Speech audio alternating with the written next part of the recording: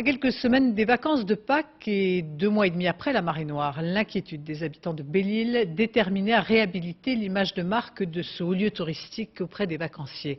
Les dernières informations concernant la toxicité des nappes de fioul laissent un sentiment de découragement. Yasmina Farber, Blaise Grenier. Inlassablement, ils traquent les boulettes de fioul qui remontent à la surface. Avec le retour du beau temps, une barge peut enfin sillonner les criques inaccessibles de Belle-Île. Il faut éviter que des galettes se détachent des rochers et viennent salir des plages déjà nettoyées. Alors, quand on trouve des sites pollués, on les signale, c'est-à-dire qu'on les marque sur la carte et on signale à nos supérieurs. Et la pollution est encore importante ou pas? Non, beaucoup moins importante. Beaucoup moins.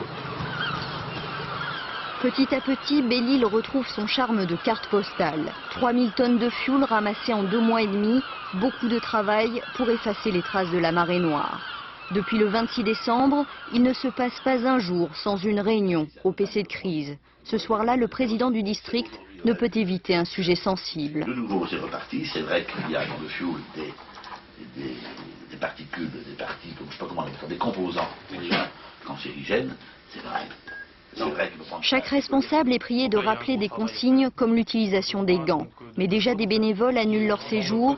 Sur les 180 prévus lundi, 140 ne viendront pas. Les Belle-Îlois naviguent entre compréhension et agacement. Le communiqué de toxicité qu'on nous envoie tous les vendredis soirs, ça commence à suffire. On dirait qu'il est fait exprès.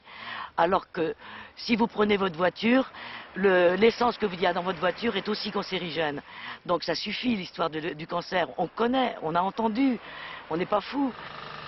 Militaires, pompiers ou salariés de Total, ils continuent leur travail de dépollution. La plage de Donnan était totalement souillée. Aujourd'hui, les surfeurs retrouvent leur lieu de prédilection. Mais la marée noire ne se fait pas oublier si vite. Ça faisait longtemps qu'il avait pas eu. Et en général, quand ils arrivent comme ça, dans 2-3 jours, il y a du mazout, quoi. Ça annonce, quoi. Les Belle-Îlois veulent pourtant rester optimistes avant la saison touristique. Les 3/4 des plages sont quasiment propres, mais tant que le fioul de l'Erika n'aura pas été pompé, personne ne se sentira vraiment à l'abri.